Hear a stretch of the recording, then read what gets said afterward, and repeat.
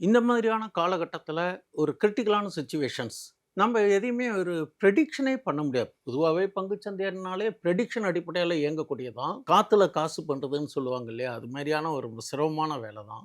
இந்த மாரியான சூழ்நிலையில எதுவுமே தெரியாம வந்துட்டு இதில பணத்த இழக்கிறதுங்கிறது கொஞ்சம் வருத்தப்பட வேண்டிய சமாச்சாரம்.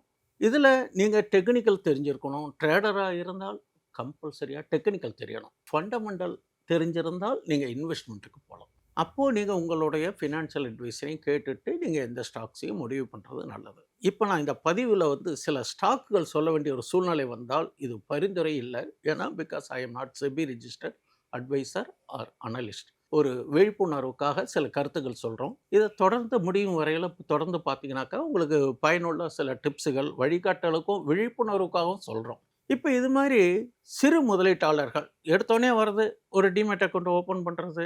திடீர்னு யாரோ சொல்றாங்க, அவங்க சம்பாதிச்சாங்க, இவங்க சம்பாதிச்சாங்க. ஏன் ம். நம்மளால முடியாதான்னு சொல்லிட்டு, ஒரு கிரிப்ல வந்து இதில வந்து வந்துர்றோம். அப்படி வரும்போது பார்த்தீங்கன்னாக்கா, நமக்கு நஷ்டத்த தான் சந்திக்கிறோம். ஆரம்பத்தில இந்த பங்குச்சந்தை என்ன பண்ணும்னு கேட்டீங்கன்னா, உள்ள வந்தோனே உங்களுக்கு குடுக்குற மாரி குடுக்கும். குடுத்துட்டு திருப்பி நீங்க அதில ரொம்ப அக்ரெசிவா இறங்கின உடனே ஆச்சு, உங்களால குடுத்ததெல்லாம் திருப்பி வாங்கிக்கும். என்னுடைய எக்ஸ்பீரியன்ஸும், என்னுடைய ஃபாலோயர்ஸும் நெறையா அது மாரி அனுபவப்பட்டுருக்காங்கன்னு சொல்லுது.